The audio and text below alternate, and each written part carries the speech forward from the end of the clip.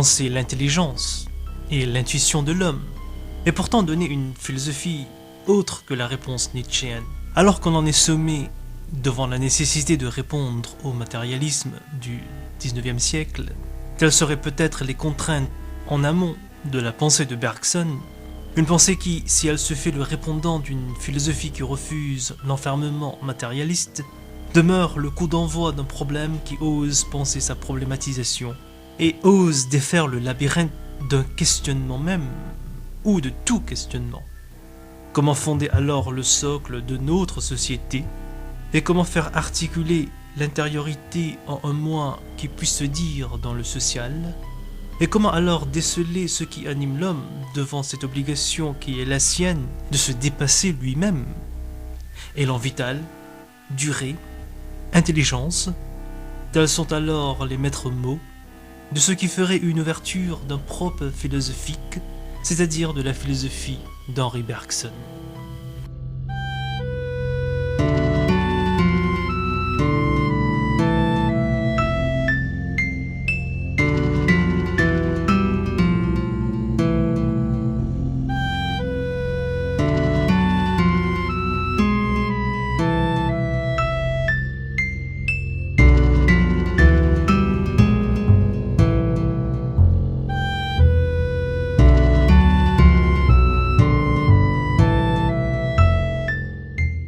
Plutôt commencer par définir quelques grands concepts chez Bergson. Est-ce que tu pourrais peut-être décrire en grandes lignes qu'est-ce qu'on entend par intuition, par durée, par élan vital? Merci. J'aime une belle définition que donne Bergson de l'intuition. Je crois qu'on la trouve dans l'introduction à la métaphysique. Bergson définit l'intuition comme la capacité, je paraphrase, comme la capacité que l'homme, que l'intelligence humaine a, je mets entre guillemets l'intelligence humaine, à se transporter dans l'objet à connaître. C'est comme une certaine sympathie nécessaire qu'il faut pour connaître l'objet dans ce qu'il a d'essentiel et de fondamental. Et donc l'intuition chez Bergson ne s'oppose pas, c'est ce que je pense, ne s'oppose pas systématiquement à l'intelligence. C'est vrai, il a été critiqué par pas mal de philosophes disant qu'il prônait l'inintellectualisme. Ce n'est pas le cas. L'intuition est la méthode que Bergson se donne dans sa philosophie, une méthode qui lui permet de connaître les choses dans leur essence. On pourrait en ce sens-là le comparer à Husserl qui demande d'aller aux choses mêmes. Donc l'intuition est ce qui permet à Bergson d'aller aux choses mêmes pour les connaître dans leur essence. Pour lui, est-ce qu'une personne est capable d'atteindre la chose en soi, ayant en tête toute la problématique et la critique kantienne par rapport à l'intuition? Et chez Kant, comme nous le savons, l'intuition reçoit une autre définition. Oui. Est-ce que chez Bergson, l'homme est capable d'atteindre les choses en soi? Oui. Ou faut-il peut-être parler des objets de l'apparition, de l'apparaître? Effectivement, Bergson s'oppose à Kant. Pour lui, la connaissance des noumènes est possible. Pour Bergson. Pour Bergson, la connaissance des noumènes est possible. Et justement, en ce sens, il est plus proche de Maine de Biran, pour qui dit que l'intelligence humaine n'est pas capable de connaître les choses dans leur essence, dans leur noumène. C'est au contraire affaiblir l'intelligence humaine. Bergson dit, toujours en s'opposant à Kant, que la connaissance de Dieu est possible grâce à l'intuition dont est dotée toute personne humaine. Donc, effectivement, chez Bergson, il est possible d'appréhender par l'intuition les choses dans leur essence, les choses en soi. Mais justement, il ne s'arrête pas à la connaissance des phénomènes en mettant une limite à la raison, à l'intelligence humaine dans la connaissance des choses. Pour revenir à la question de l'intuition, est-ce que nous sommes en termes kantiens, la raison relève d'une faculté autre que l'entendement? Il faut oublier complètement l'approche kantienne ici et chercher à comprendre l'intuition selon Bergson et ne pas chercher à diviser les facultés. Exactement. Il n'y a pas de division à faire chez Bergson. N'oublions pas que quand Bergson arrive sur le champ de la philosophie, le terrain philosophique en France est divisé en deux grands groupes. Le groupe des conscients, qui relèvent d'Auguste Comte, du positivisme conscient, et celui de Kant. Bergson fait un choix très vite. Il est attiré par le positivisme d'Auguste Comte. Il se sépare de Kant. Mais tout de suite, il se rend compte, dans le positivisme conscient, qu'il y a une faiblesse à l'intelligence, une faiblesse de l'intelligence positiviste qui n'est pas capable de percevoir les choses dans leur vérité. Et donc, Bergson va se séparer également d'Auguste Comte. Il va chercher un langage propre à lui qui lui permettrait de dire la vie. Et ce langage, c'est l'intuition, c'est la durée, c'est l'élan vital. Donc chez Bergson, on ne peut pas faire une séparation entre la raison et l'entendement. Ce schéma ne correspond pas à Bergson. Il faut garder en tête que Bergson s'oppose à Kant. Et donc, il ne peut pas rentrer dans les schèmes kantiens du système conscient. Le terme d'intelligence chez Bergson, est-ce qu'il faut le comprendre d'une façon particulière? Oui. Il faut le comprendre d'une façon particulière en l'opposant à tout l'intellectualisme de la philosophie antique. Oui, sachant qu'il y a toute une longue histoire par rapport à ce terme, et un terme bien investi dans l'histoire de la philosophie. Oui. Bergson on a reproché à Bergson d'avoir affaibli le mot d'intelligence parce qu'il lie l'intelligence à la science en disant que l'intelligence est souveraine dans les phénomènes, mais pour ce qui est de la connaissance de la vie, l'intelligence est inapte. Et donc, toute la grande tradition de la connaissance de l'intelligence dont tu viens de parler, de la tradition, Bergson s'en sépare véritablement. Il oppose l'intuition à l'intelligence en disant que l'intelligence est faite pour la vie, pour les nécessités de la vie, et donc elle est du domaine de la science, mais pour ce qui est de la connaissance de la vie, l'intelligence humaine est ainsi inapte. Il faut l'intuition, il faut la durée intérieure. Et c'est l'intuition qui permet le dépassement de l'homme par rapport à lui-même. Exactement.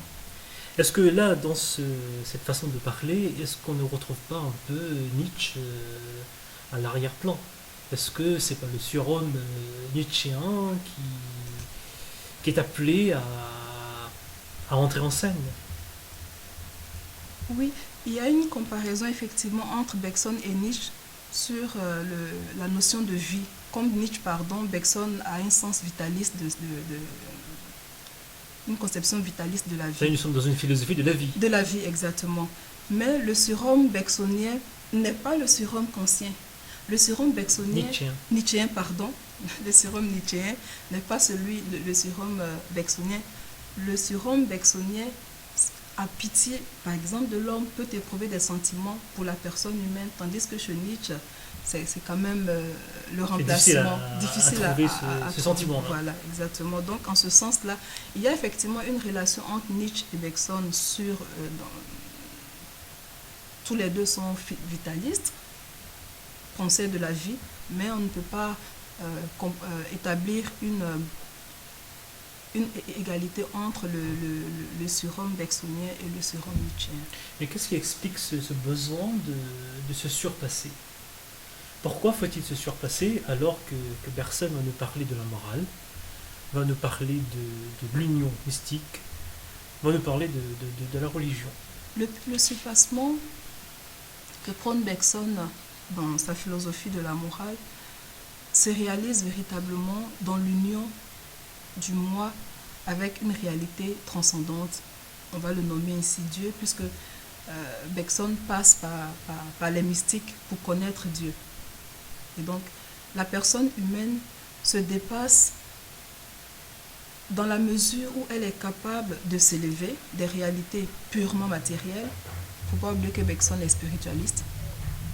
Donc, c'est dans la connaissance des réalités métaphysiques, de la connaissance de Dieu, que le moi bergsonien se surpasse. Bergson, il est vrai, est tendu vers l'avenir dans le sens où c'est une philosophie du devenir, mais c'est aussi un homme capable, l'homme bergsonien est capable de prendre une part active dans la construction de la société.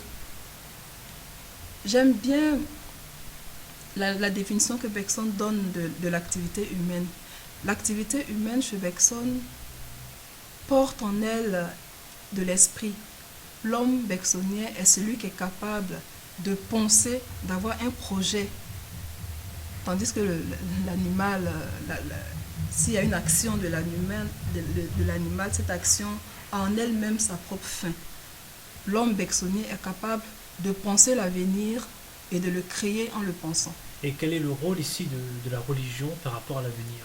Comme Whitehead, Bergson considère la religion comme une réalité capable d'aider la personne humaine à se surpasser. Et en ce sens, la religion, c'est vrai, elle a sa source. Bergson ne pense pas la religion, c'est vrai, on pourrait dire qu'il utilise la religion dans l'explication de sa philosophie, mais la religion est un moyen de croissance de la personne humaine, en ce sens que les mystiques à travers lesquels ils regardent la religion sont ceux chez qui l'élan vital prend son accomplissement totalement. Bergson définit la mystique comme l'épanouissement de l'élan vital, en sachant que les mystiques sont ceux qui sont arrivés à se créer eux-mêmes et à créer les autres. Nous sommes dans une création de soi et des autres. Une deuxième notion importante chez Bergson, c'est bien la durée. Comment est-ce qu'on pourrait expliquer cette notion en quelques mots? Comprendre la durée chez Bergson, c'est dans un premier temps l'opposer au temps physique, le temps de l'horloge, le temps scientifique. La durée bergsonienne relève de l'intériorité du moi. C'est le temps de l'impatience, le temps des joies, qui se distingue du temps mécaniste en ce sens qu'il y a un écoulement, une continuité entre le passé et le présent, entre le présent et l'avenir. Il n'y a pas de séquence dans la durée bergsonienne. Et cette notion porte en elle une critique contre les théories mécanistes de la conscience qui établissent des séquences dans la conscience. Chez Bergson, la conscience est durée, elle est créatrice parce que justement, elle est capable de revenir sur son passé, de tendre vers l'avenir et ainsi, je reprends encore le mot de création, de se créer.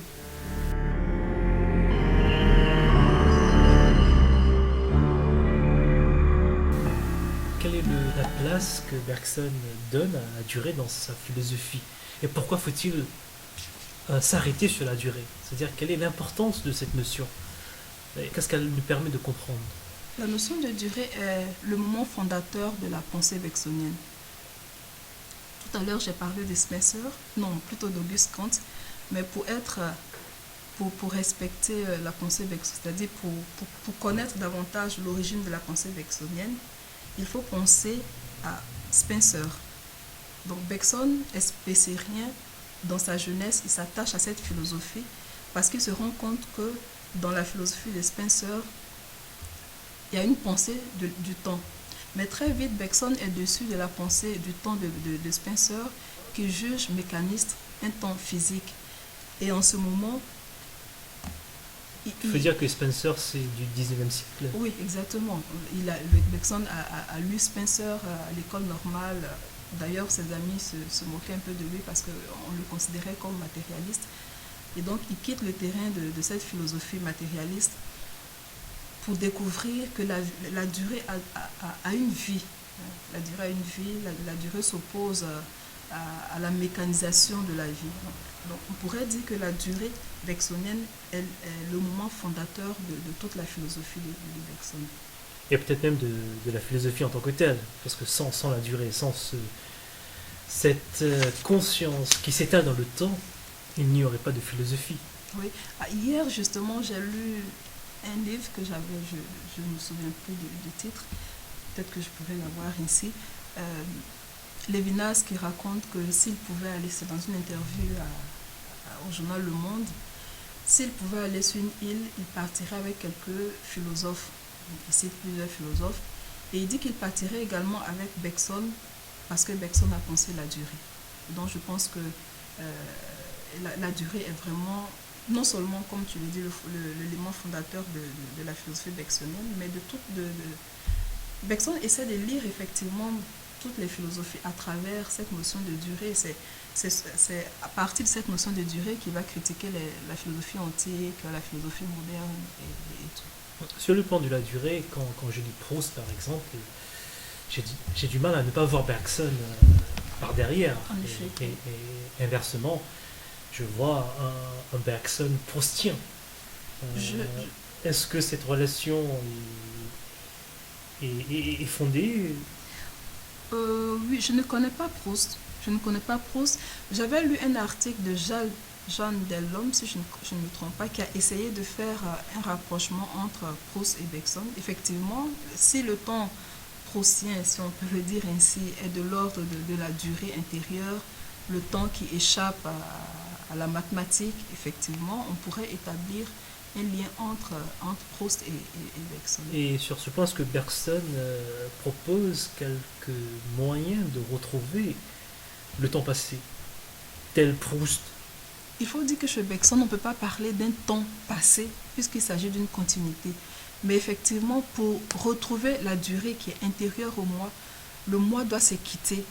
Le moi doit quitter l'extérieur, la vie sociale qui tente à le superficialiser pour retrouver en lui ce qui fait son fondement, ce qui fait sa durée. Il y a comme une descente dans les abysses de l'être qui permet au moi de retrouver essentiellement ce qu'il est. C'est ce qu'il appelle le moi profond. Le moi profond, exactement. Mais là où la philosophie de Bergson bute, c'est que la mystique reste quand même de l'ordre de la grâce. Et c'est d'ailleurs tout son combat avec les philosophes chrétiens qui lui reprochent d'avoir ramené la mystique seulement au rang des pâquerettes, qui n'a pas réussi à l'élever comment on appelle ça, à l'action divine. Mais en fait, pour Bergson, toute personne humaine est capable d'expériences mystiques. Il dit précisément, en citant William James, qui dit que il n'est jamais passé par des actes mystiques. Mais quand il entend un mystique parler, quelque chose en lui fait écho. Donc la personne humaine, justement parce qu'elle est capable de descendre dans les abysses de son être, de retrouver son moi profond, est capable d'intuition mystique. Mais on se rend bien compte, et c'est la limite de la pensée bergsonienne, la mystique est de l'ordre de la grâce. Et Bergson dit à ce philosophe, j'espère que le nom me viendra avant la fin de notre rencontre, qu'il n'a pas réussi à avoir cette expérience mystique. Je le dis de cette manière, mais il n'est pas mystique, Bergson.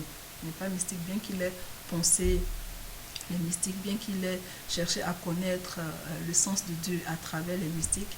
La mystique reste de l'ordre quand même de la grâce. Est-ce qu'on est toujours dans ce que Heidegger nommera l'ontothéologie? Est-ce que là on est dans un Dieu étant, dans un absolu qui se fait étant? Le Dieu de Bergson est un Dieu capable de rentrer en communication avec l'être humain. Et c'est justement pour ça, c'est justement pour cette raison qu'il passe par les mystiques. Parce que Dieu devient en ce moment celui avec qui j'établis une relation, celui qui m'entend. D'ailleurs, il a des parties dans les deux sources de la morale et de la religion qui relèvent un peu de l'humour. La manière pour lui des philosophes de parler de Dieu reste extérieure à Dieu. Et il dit que si Dieu, le Dieu des philosophes, descendait un jour sur terre, personne ne le reconnaîtrait parce que ce n'est pas le Dieu que les gens invoquent, qu'ils prient. Le Dieu des philosophes n'est pas le Dieu capable d'écouter le cri des hommes. D'accord. Et une autre notion, ou peut-être la troisième notion très importante chez Bergson, c'est justement ce dont tu as parlé, c'est bien l'élan vital. Et encore, je peux te demander comment on pourrait décrire en quelques mots ce terme. Pour définir très rapidement l'élan vital, il faut retenir que c'est la source de la vie, unique, une source unique, qui donne 3 directions différentes de la vie. Donc, la vie végétative, la vie sensitive et la vie intellectuelle. C'est très schématique, mais c'est de cette manière, moi, que j'essaie de comprendre l'élan vital, parce que ça reste quand même l'une des réalités la plus controversée, comme je le disais tout à l'heure, dans la pensée de Bergson. Mais il faut retenir que c'est une énergie vitale qui, en évoluant, donne 3 directions divergentes de la vie. Dans les 2 sources de la morale et de la religion, l'élan vital finit par être tellement, comment dire, spirituel, que certains philosophes y ont vu la définition de Dieu. Mais pour Bergson, l'élan vital n'est pas Dieu, il est limité d'ailleurs, parce qu'il y a la matière qui lui oppose la résistance. Mais c'est une réalité assez complexe dans la pensée de Bergson. Et c'est bien cet élan vital qui est à la source de la vie, qui permet le développement de la société, Exact. Mais aussi c'est bien la source de la créativité. Exactement. C'est l'énergie créatrice de la vie. Tu as raison, Riyad. Si la durée intérieure reste quand même le lieu, je mets bien le lieu entre guillemets, parce que chez Bergson, l'espace n'a pas beaucoup de sens. Oui, c'est le moi de la durée intérieure, et effectivement, c'est le moi, l'intuition qui permet à l'homme de découvrir la source créatrice en elle. Et tu nous as parlé de la morale chez Bergson, qui est une morale ouverte, et cette morale s'appuie sur ce à quoi tu as fait référence, c'est-à-dire le moi profond. Bergson établit une distinction entre la morale sociale et la morale ouverte. La morale ouverte chez Bergson, c'est la morale qui est parvenue à son épanouissement. C'est la morale, on va dire, chez Kant, la morale universelle, la morale qui s'occupe simplement de l'homme et non de la société, de ses interdictions. Et dans cette morale, c'est le moi profond qui est en action. Tandis que la morale sociale, c'est le moi de la société. S'il y a lieu d'établir 2 couples d'opposition, on dirait moi social, morale sociale, et moi profond, morale ouverte. Mais est-ce qu'il y a quand même une passerelle entre les deux? Absolument. Il y a une passerelle. Je disais dans mon propos que le moi social, comme il l'appelle la morale close, la morale sociale, oui, la morale sociale ou morale close, personne utilise les deux notions, n'arrive pas au hasard. La société a besoin d'une morale qui lui permet de se protéger. Et donc, il y a bien une passerelle entre la morale close, la morale sociale et la morale ouverte. Ce qui est intéressant chez Bergson, il parle de la raison, mais il place l'amour au-delà de la raison. Exactement. Alors que chez Kant, nous ne pouvons pas s'autoriser à dépasser non seulement l'entendement, mais encore moins la raison. Exactement. Et l'amour, pour lui, est le moteur on va dire, de la vie en général. Oui, exactement. L'amour est le moteur de la vie chez Bergson, et cela s'oppose évidemment à Kant, qui ne peut pas concevoir un seul instant que l'émotion soit souveraine. C'est pas possible. Pourtant, chez Bergson, l'émotion, l'amour est créateur, et c'est l'amour qui permet de dépasser justement les cloisons que la raison établit dans la connaissance comme dans la vie. Mais si on peut creuser un petit peu plus loin, comment faut-il entendre ici l'amour? L'amour dont il est question ici, puisque moi je parle de mystique, c'est l'amour de Dieu. C'est l'amour que la personne humaine a expérimenté auprès d'une réalité transcendante, Dieu, qui le transforme et qui lui permet de transformer les autres. J'aime bien ce lien transformé par, et qui devient personne pas instrument de Dieu pour transformer également la société. Est-ce que Bergson garde sa pertinence dans le débat contemporain de la philosophie? Bergson a nourri plusieurs générations de penseurs français, Lévinas, Paul Ricoeur qui le cite largement. Sartre, même si c'était pour le critiquer après, tout ce monde-là a bu à la pensée bergsonienne.